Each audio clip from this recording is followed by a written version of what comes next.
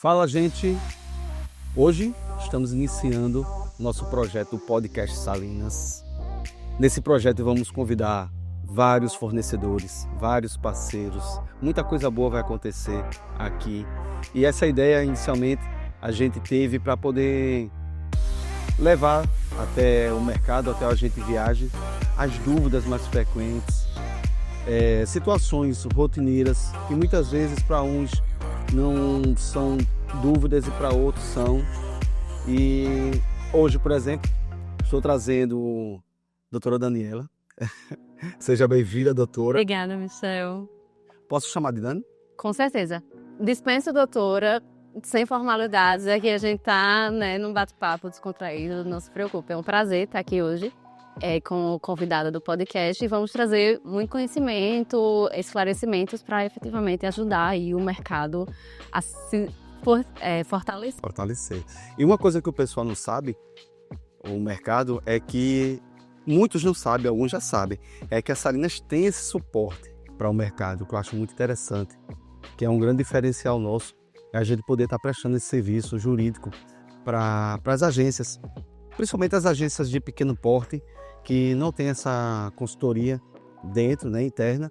Então, hoje uma agência que está adquirindo o serviço com a Salinas, comprando seu bilhete e, porventura, ou alguma infelicidade, sofre alguma ação jurídica, eles podem estar contando com a Salinas para poder estar apoiando, Isso, eu acho que um dos diferenciais da Salinas é justamente que a Salinas ela está ao lado do agente de viagem.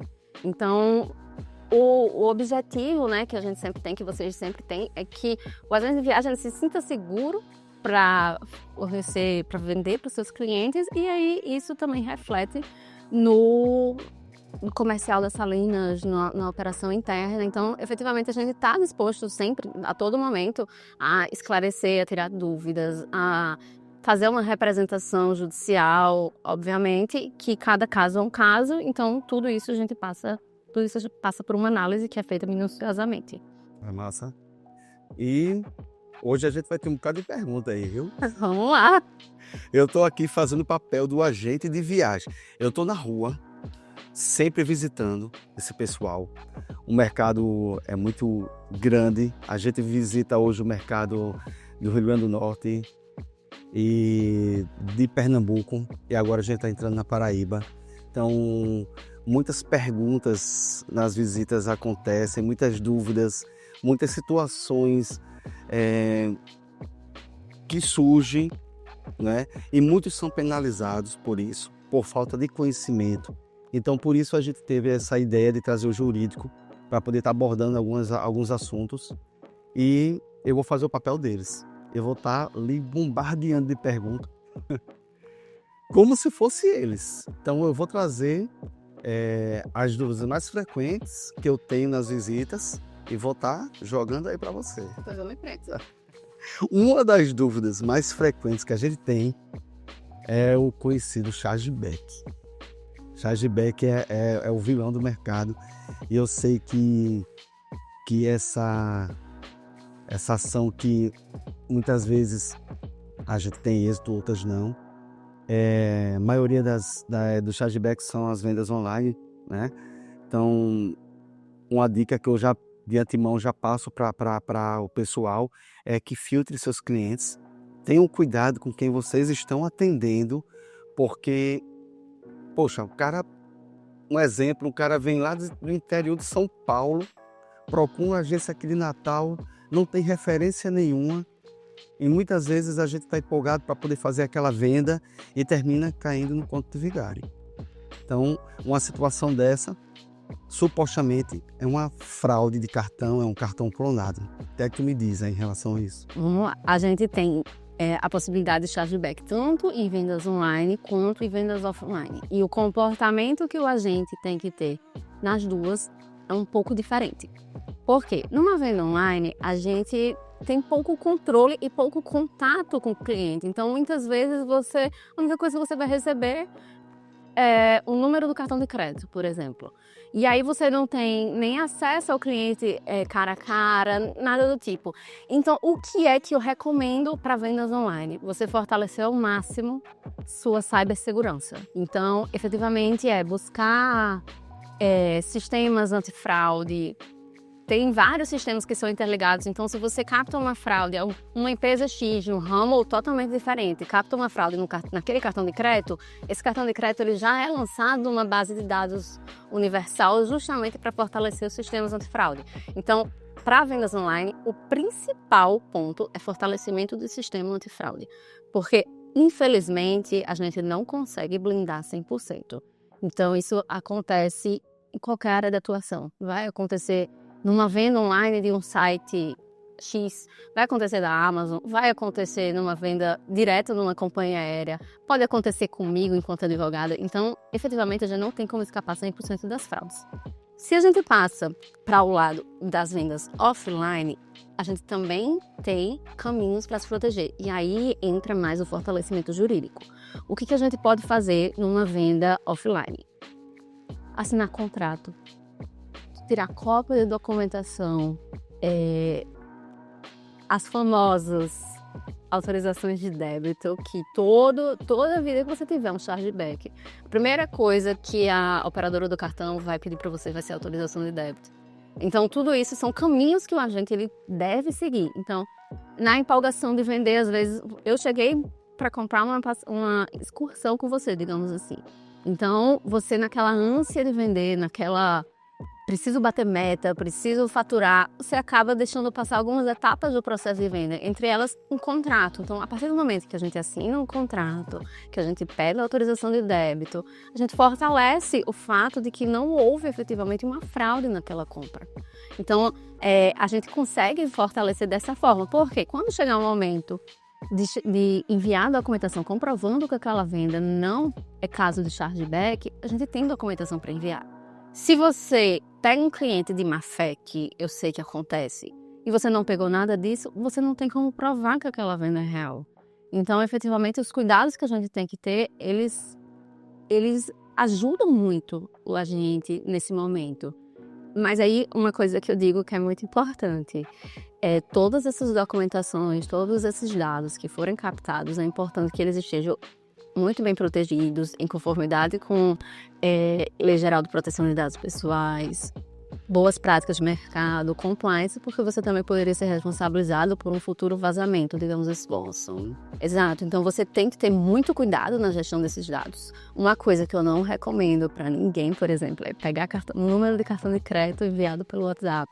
Isso a gente sabe que é muito comum, então se o cliente quiser mandar dados do cartão de crédito pelo WhatsApp, a documentação, e ele for da cidade que você mora, ou mesmo for uma venda para outra cidade, você pode tentar fazer uma chamada de vídeo com aquele cliente, trazer ele na agência para preencher a documentação, enviar o contrato para assinatura online. Então, hoje a gente tem muitas ferramentas para evitar, e a gente tem que utilizar o máximo possível. Tem muitos clientes meus que eles acham que enviar um contrato ou enviar uma documentação enfraquece a venda, mas não. É justamente o contrário. Você fortalece tanto a sua venda para você quanto para o seu cliente. Porque o seu cliente ele vai saber o que ele está comprando, quais são os direitos dele, quais são os deveres, o que ele pode fazer. Então isso eu acho que é a base primordial de toda a cadeia. Você se documentar bem para evitar chargeback e inúmeras outras situações que podem acontecer. Existem duas situações que é muito recorrente. Uma é o cliente que você conhece. Então você faz a venda, o cliente viaja e depois não reconhece a compra. Então a gente entende isso que foi um cancelamento de má fé. Ou muitas vezes não viaja também e também cancela a compra. Eu acredito que para esse caso, essa documentação é muito válida, né? Exatamente. Para esse caso, a documentação ela fortalece assim, muito, muito, muito o papel do agente, porque é uma prova de que aquela venda foi real. Porque o que é o chargeback? na maioria das vezes é um não reconhecimento de compra por fraude, clonagem de cartão de crédito, que eu acredito que todos nós já tenhamos passado por isso. Então, assim, no momento que a gente não reconhece uma compra real, você está agindo de má fé. E se você está agindo de má fé, você também pode ser responsabilizado. Então, eu acho que esse ponto é importante de a gente frisar. O cliente que ele agiu de má fé, viajou e depois não reconheceu uma compra, ele também pode ser responsabilizado. Não é só a agência que não vai ter o chargeback. Se a agência tiver toda a documentação comprovando que aquela venda foi real, o chargeback não for realizado, a gente já consegue até inverter a situação. A gente consegue fazer com que a agência acione aquele cliente para que ele seja responsabilizado, penalizado pelos danos que foram causados. Sim. E no caso do cliente online, vamos lá. Você recebeu um e-mail ou uma mensagem de um cliente que você não conhece. E ele o cliente fez a compra, sendo que aquele cliente não era o dono do cartão. Aquilo ali era configurado uma fraude porque era um cartão clonado. E quem não fez o reconhecimento da compra foi, de fato, o proprietário do cartão, que aquela compra não existiu por ele. Aquilo ali foi um cartão clonado, então estelionatários estavam envolvidos, né, com esse processo e deram o golpe. Nesse caso, como é que a gente trata? Existe possibilidade de ganho, de causa? Então, nesse caso, a gente já tem uma situação um pouco mais complexa, e aí entra aquela questão toda de se proteger usando sistemas antifraude, porque mesmo que o cliente tenha passado o cartão para você, você vai digitar os dados do cartão na plataforma. Sim. No momento que os dados do cartão são digitados, se você tiver um bom sistema de segurança e esse cartão já tiver sido relatado em algum canto como fraude, você consegue bloquear essa venda, certo? Então isso já é um ponto assim primordial. Infelizmente, fraudes com clonagem de cartão de crédito, estelionatários, vão acontecer. A gente busca minimizar isso, então se você for fazer uma venda, como eu falei, pelo WhatsApp, tenta fazer uma chamada de vídeo com aquele cliente para validar o processo. Faz uma consulta nos bancos de dados públicos para entender quem é aquele cliente. Ou se tiver dúvida, nem venda. Se você tiver com a pulga atrás da orelha, Não venda. Melhor não vender. não venda, porque assim, a responsabilização vai ser sua. Então, se você sofrer um chargeback, se a agência sofrer um chargeback, a responsabilização vai ser da agência. De toda a cadeia, né, do setor do turismo, a responsabilidade, nesse caso, é da agência, porque é quem teve a responsabilidade na venda. Então, a gente não pode penalizar nenhum outro componente da cadeia. Então, o cuidado que tem que ter é o agente de viagem. Perfeito. Então, assim, é isso. Se tiver, como você falou, se tiver aquela dúvida de que essa venda pode ser uma fraude, é melhor você perder a venda Exatamente. do que você perder muito mais depois. É a dica de ouro. Essa é a dica. E aí entra o feeling, né? Eu acho que juridicamente a gente tenta fortalecer, mas também tem muito papel do empreendedor, do vendedor, em captar o feeling da venda. Vocês conhecem mais do que eu como é o dia a dia da agência de viagens, como é o procedimento de venda. Coisas que fogem muito do comum, eles ligam um alerta. Verdade. Então você tem anos de experiência seguindo aquele padrão e aí do nada você recebe um cliente dizendo que precisa de 2 passagens aéreas hoje para Dubai. Isso já liga um alerta. Você precisa entender, poxa, eu nunca vi esse cliente. Quem é esse cliente? Então tem que ter esse cuidado. E eu acho que isso é primordial, você ter atenção no seu processo de venda também. Já está melhorando muito. A gente já teve muito problema com o chargeback. Sim. Hoje o mercado está mais atento, está mais cuidadoso. E eu acredito que só tende a evoluir. Mas, infelizmente, é uma situação que nunca vai deixar de existir. Nunca. Né? Existem esse pessoal que costuma dar esse tipo de fraude, eles sempre estão renovando, sempre estão com novas ideias, sempre estão... É impressionante. E a gente vê isso no dia a dia de todas as empresas. Então, assim, fraudes, elas acontecem em todas as áreas. Em venda de imóvel acontece fraudes. Em venda de carro, escritório de advocacia, Vários anos. Vários âmbitos. Então, efetivamente, a gente tem que buscar como se proteger. Um ponto muito importante é os bancos, eles também sempre buscam como se proteger mais.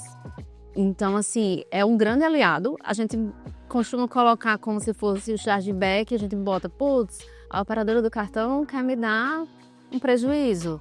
Mas eles também têm muitos prejuízos nas outras pontas. Então, a partir do momento que um cartão de crédito é clonado, digamos assim, a gente está olhando pelo lado do chargeback. Meu cartão de crédito foi clonado, eu vou não reconhecer essa compra. Mas digamos que foi um cartão de crédito fraudado, não clonado. E essa fraude fez uma inscrição no Serasa, por exemplo. Quem o consumidor vai acionar é o banco. Então, o banco aí vai ser responsabilizado civilmente por ter falhado no sistema de segurança dele e ter permitido uma clonagem de cartão, uma fraude. Então, os bancos eles também buscam se proteger disso e acabam fortalecendo o mercado como um todo. Verdade. Pois é, espero que a gente tenha esclarecido aí essas dúvidas de chargeback do mercado.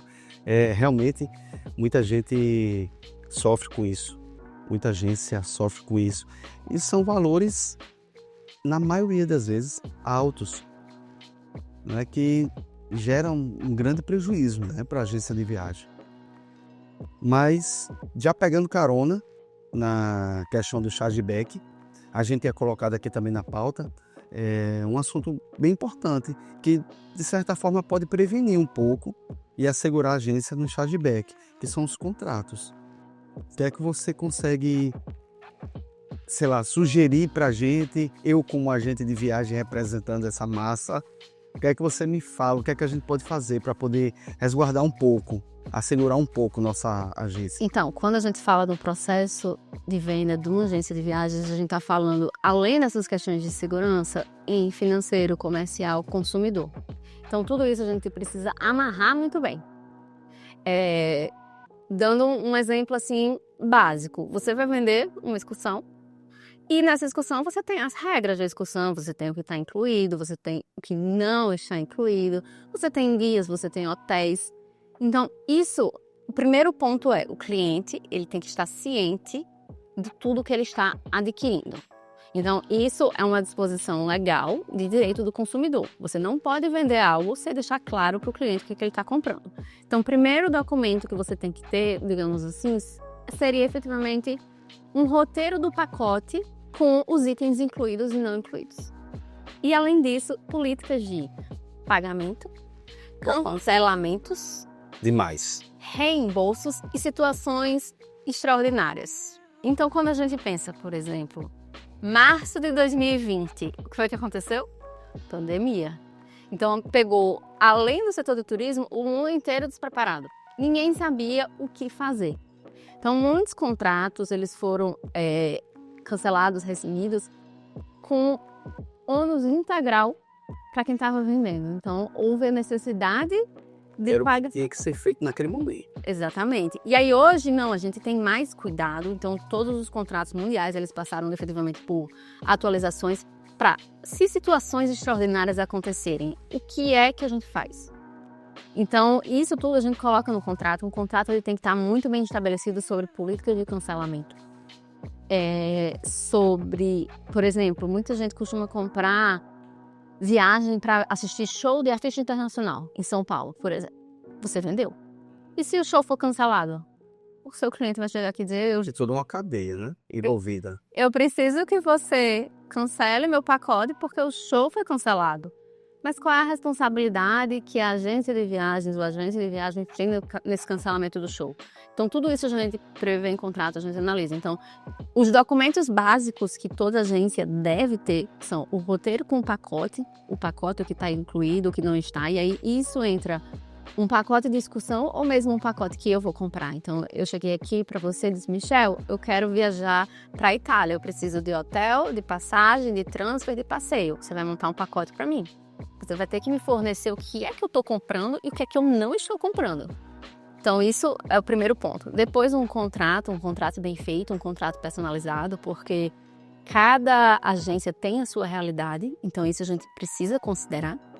Se for em cartão de crédito, autorização de débito por exigência das operadoras de cartão de crédito e ter toda a gestão desse contrato. O que é a gestão do contrato? O contrato, Michel, ele não termina quando você assina. Ele começa quando você assina. Então, você tem que ter a gestão daquele contrato para saber quando que o cliente atrasou um pagamento de uma parcela em boleto, por exemplo, quando que você vai cobrar, o que você faz se o cliente não pagar por 30 dias a parcela, você pode cancelar aquele serviço. Então, tudo isso a gente prevê em contrato e eu acredito realmente que ter os documentos certos, os documentos alinhados, eles são primordiais para você garantir sua segurança e garantir a segurança do seu cliente. Então, assim, a gente já teve um caso acompanhando que um contrato bem feito, um contrato que tinha paridade, ou seja, a minha obrigação era a mesma obrigação que a sua, a gente conseguiu não ter uma condenação judicial porque o contrato estava bem feito. Se o contrato não estivesse alinhado, a gente poderia ter sido penalizado. O meu cliente poderia ter sido penalizado. Então, é ter essa atenção aos detalhes e, para isso, eu sempre recomendo que seja consultado um advogado. Exatamente. Essa dica é muito importante, principalmente para as agências que fazem os seus pacotes, que montam os seus pacotes. Mas existe agência que já compra o pacote montado. Então, sei lá, um pacote que já vem de uma excursão, por exemplo, certo? Então, tem que ficar muito atento no contrato também do fornecedor. Muito, não é? Muito. O contrato do fornecedor, infelizmente, a gente tem um costume ainda de não ler contratos. Isso acontece com mais frequência do que a gente pensa. A gente tem que pegar, a agência tem que pegar o contrato do fornecedor, ler muito bem e repassar essas informações para o cliente. Então, a gente tem dois tipos de contrato aqui. A gente tem um contrato entre a operadora da excursão. E pode ser até mesmo o próprio hotel, né? Porque o próprio hotel, quando você faz um evento, quando você faz um bloqueio de um grupo, ele gera um contrato com notificações por prazos de cancelamento, né? Companhia aérea, que é um grande vilão do mercado em relação a prazos, não por parte da companhia aérea, que a companhia aérea está fazendo o papel dela, está lá, tudo bonitinho, mas muitas vezes a gente não consegue identificar as cláusulas com clareza e termina se penalizando. Né? E aí esses contratos tem que ter muita atenção. Por exemplo, um contrato de companhia aérea ou de uma operadora ou de um hotel, ele prevê que você tem até 20 dias antes da data para quitar. Sim. Você vai captar o seu recurso da venda que você fez para o seu cliente. Então, você não pode colocar nunca para o seu cliente que o prazo para ele finalizar o pagamento é de 20 dias. Então, você tem que botar um prazo. Não, então seu prazo vai ser 30 dias antes da data da viagem. Porque você tem o processo de cobrança daquele cliente se o cliente não pagar na data. Você tem uma margem para conseguir estruturar como vai ser aquele pagamento. Margem segura, né? Exato. Então, a gente tem sempre que estar atento aos contratos dos fornecedores e ao padrão da agência em si. Então, por isso que eu digo que cada situação é única. Não adianta a gente querer botar que X, Y e Z vão ser iguais, porque eles não vão ser. Então, a gente precisa sempre ter uma atenção. E aí, a partir do momento que o agente ele já conhece mais o mercado, ele já conhece quais são os procedimentos, ele consegue identificar também quais são os prazos que ele precisa estipular, quais são as condições, tudo isso entra naquela questão que a gente falou de vivência. Para mim tá esclarecido, viu? Jamais vou fazer nada sem contrato. Sempre vai estar lá as coisas assim, e jamais eu vou pegar nada sem ler o que tá escrito, né? Pois é, não, essa parte de ler o que tá escrito, tem cliente meu que justamente passou a ser cliente porque eu fiz uma pergunta. Você já assinou algum contrato sem ler? Ele, meu Deus, quase todos. Então, assim, a gente precisa disso. A gente precisa fortalecer as relações. E o suporte jurídico é muito importante também, porque muitas vezes o seu conhecimento vai enxergar algo que eu não estou conseguindo entender, né, no processo. Então, eu acho que é muito importante esse acompanhamento, né? E uma coisa que eu sempre falo, Michel, eu não sou advogada para evitar que os negócios aconteçam, eu não vou botar empecilho.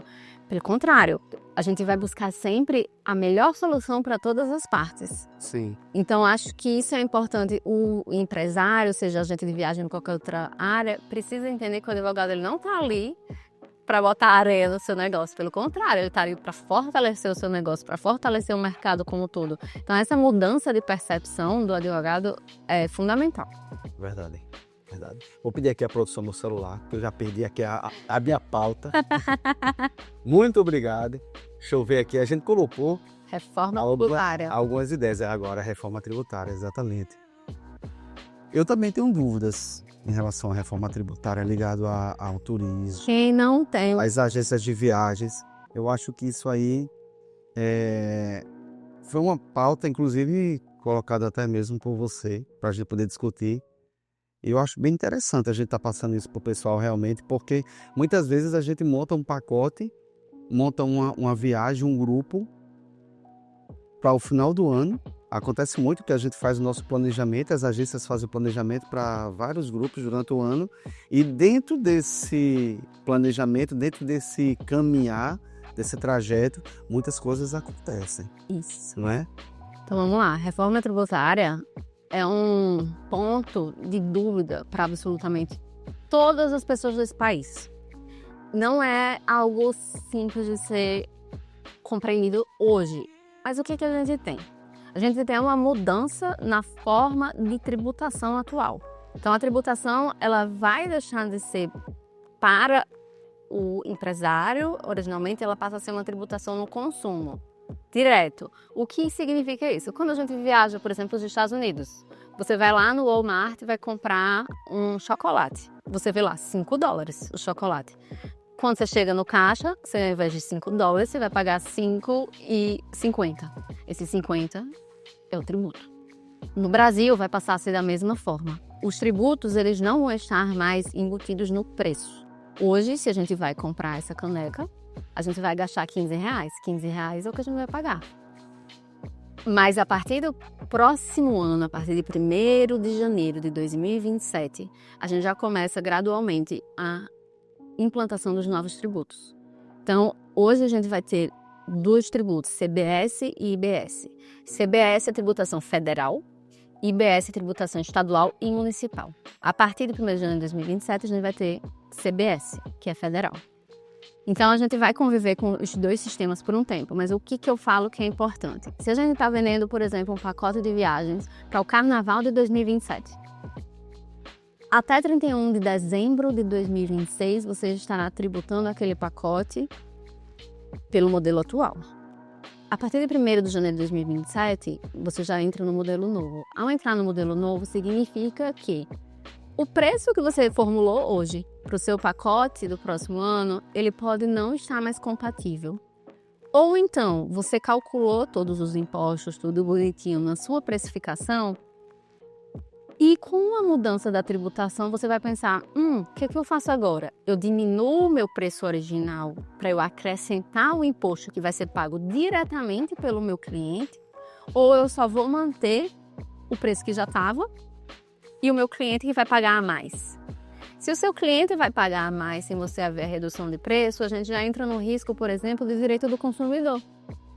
Você não fez o reajuste que era necessário no seu preço, o PROCON pode vir dizer, Michel, você devia ter diminuído os impostos que você não pagou mais do seu preço, para que o seu cliente ele não tenha um prejuízo.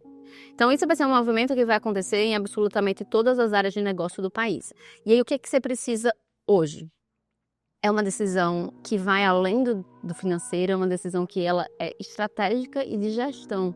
Você precisa ter, enquanto agente de viagens, enquanto dono da agência, a noção do que vai ser a reforma tributária para entender como você vai adaptar os seus pacotes, como você vai mudar a sua precificação, como você vai apresentar isso para o seu cliente.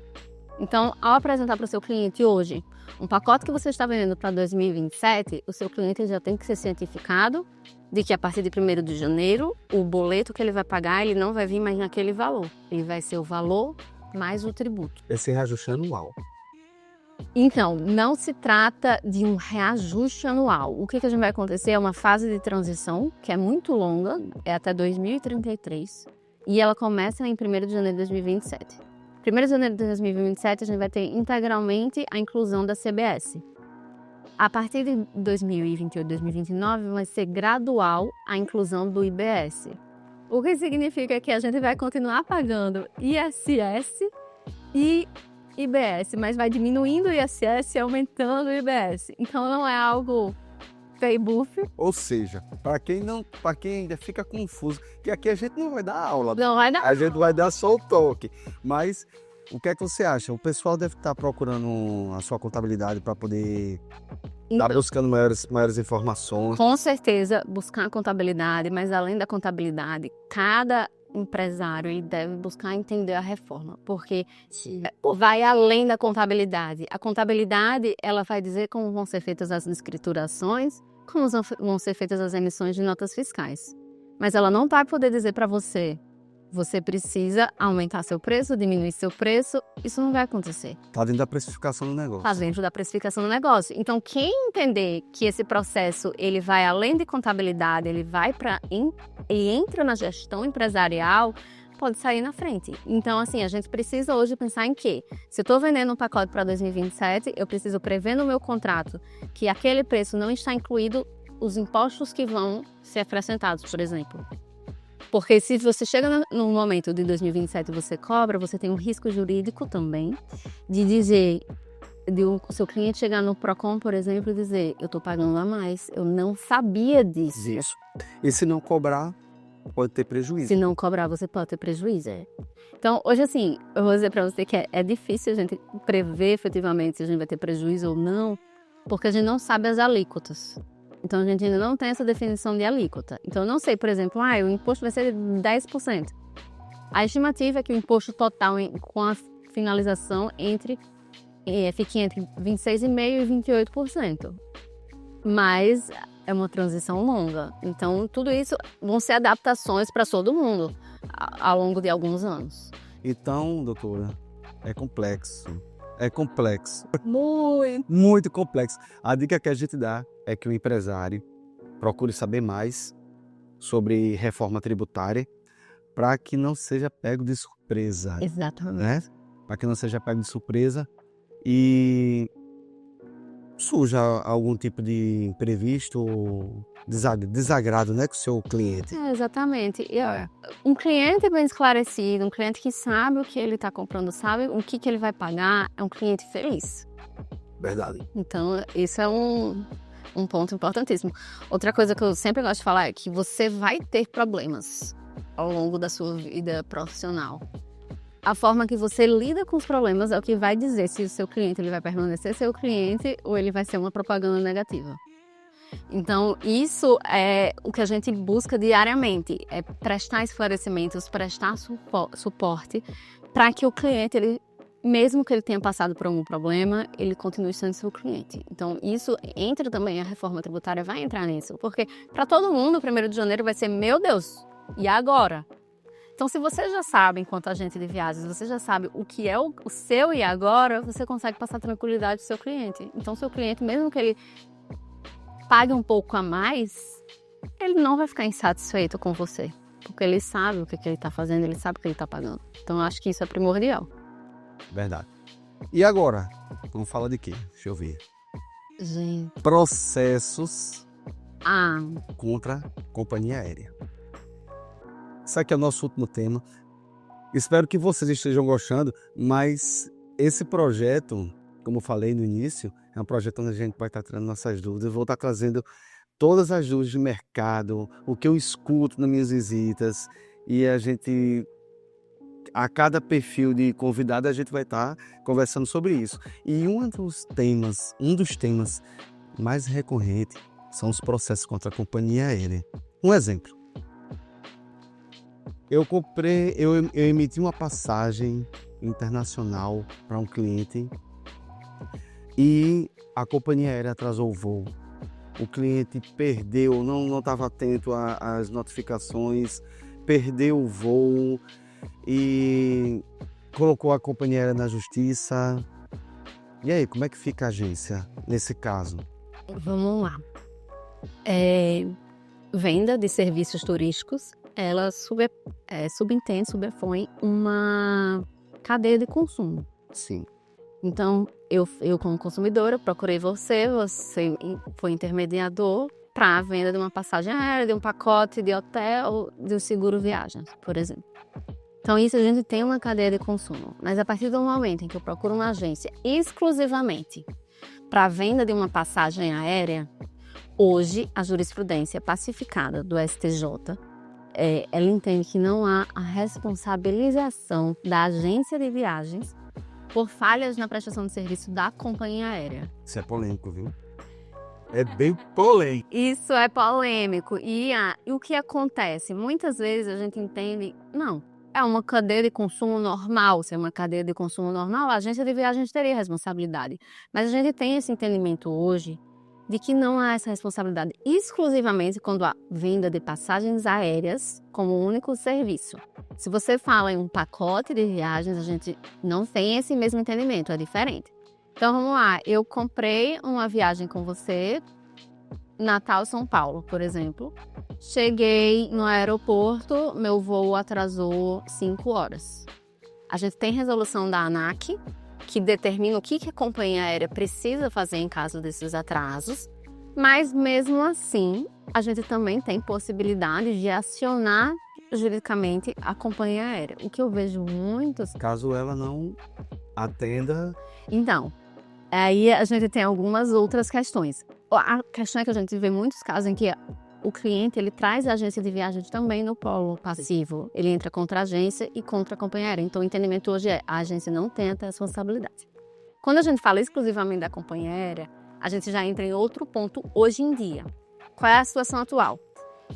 A gente está com um processo que a gente chama de leading case, que é um processo paradigma, que ele suspendeu 70% dos processos contra companhias aéreas em caso de atraso e cancelamento, quando for decorrente de questões de segurança. Então, por exemplo, se o meu voo atrasou aqui 5 horas porque o tempo estava fechado, não dava para decolar o avião, a companhia aérea pode ser que ela venha não ser responsabilizada. Mas isso a gente está falando exclusivamente da companhia. Em qualquer uma das hipóteses, a agência de viagem, ela não teria responsabilização. Então, assim, é importante que fique claro para o agente que no momento em que o cliente dele tem um problema com uma companhia aérea, o que eu oriento que o agente faça? Preste suporte ao cliente, inclusive, se for o caso, dando as orientações de quais são os direitos previstos na resolução da ANAC, para que o cliente ele esteja ciente do que ele pode buscar e do que ele deve buscar. Sim. E aí, o agente, se ele vier a ser acionado judicialmente por esse cliente em razão de uma falha na prestação de serviço na companhia aérea, ele deve buscar o seu advogado e o advogado deve entender essa situação que eu estou falando, de que o primeiro passo é pedir uma ilegitimidade passiva, que a gente fala que significa eu não devo ser réu nessa ação porque o Superior Tribunal de Justiça tem jurisprudência dizendo que a agência de viagens não responde. Então, o que eu vejo muito é esse momento não acontecer. E aí, por isso que a gente vê agências de viagens sendo condenadas quando há falha na prestação de serviço de companhia aérea. Porque como a gente tem um mundo de direito muito vasto, não tem como a gente entender de tudo. Então, é importante você ter esse conhecimento enquanto operador mesmo, enquanto agente mesmo, porque você já pode passar, inclusive, uma informação para caso um advogado tenha dúvida ou algo do tipo. Eu sei que eu não tenho responsabilidade nisso, então, se eu for condenado, por exemplo, eu vou recorrer até a última instância, porque eu sei que a jurisprudência diz isso e os tribunais têm que seguir essa jurisprudência. Você bem falou agora que o ramo da advocacia é muito vasto. Então, hoje a gente tem advogados especialistas em ações de viagens, né? Em situações ligadas ao segmento do turismo, né? E a doutora Dani, ela hoje tem essa condição, né? Dentro do nosso suporte jurídico. E muitas vezes ela consegue entender com mais facilidade os caminhos, né, para poder seguir, para tentar um sucesso, né, no processo. Então, acho que esse é o nosso grande diferencial, né, Dani? Com certeza. E assim, quando você falou, as Salinas têm um suporte jurídico para os agentes de viagens e faz a diferença que o suporte jurídico é um suporte que conhece o negócio. Exatamente. Porque a partir do momento em que a gente está aqui entendendo todos os processos, elaborando todos os documentos, entendendo como funciona o relacionamento com os demais prestadores de serviços, hotéis, companhias, locadoras, a gente tem uma bagagem para entender quais são os papéis de cada membro de uma cadeia de consumo. E isso é um diferencial. Não é como se a gente estivesse simplesmente jogando um monte de soluções jurídicas sem entender o negócio. Então, esse entendimento é o que faz diferença. Verdade. Muitas dúvidas vão surgir, não tenho dúvida em relação a isso. Então, eu deixo aqui todos os nossos contatos. Vocês já têm meus contatos. Então, se tiverem alguma dúvida em relação a cada tema que a gente abordou aqui, podem mandar para mim, que eu vou ficar responsável para mandar aqui para a doutora Dani, para ela poder esclarecer, e eu vou estar levando até vocês esses questionamentos, né? Tenho certeza que vai ficar muita coisa no ar. A gente aqui não está dando uma palestra, não está fazendo uma aula, mas tentando esclarecer alguns pontos, né? Do dia a dia, né? Que são citados no dia a dia. E eu agradeço a você que chegou até aqui, que ficou com a gente. Esse é o nosso primeiro podcast. Vão existir outros e a nossa ideia é essa, é fazer algo bem descontraído, trazer profissionais qualificados para poder tirar todas as nossas dúvidas. E hoje eu agradeço a você, Dani, por ter colaborado com esse nosso projeto, ter dedicado o seu tempo aqui pra gente. Foi um prazer, Michel, de verdade. É um assunto que eu gosto demais de falar e espero ter contribuído, e qualquer dúvida, permanecemos à disposição até para uma parte 2. Com certeza. Muito obrigado, gente, e até a próxima.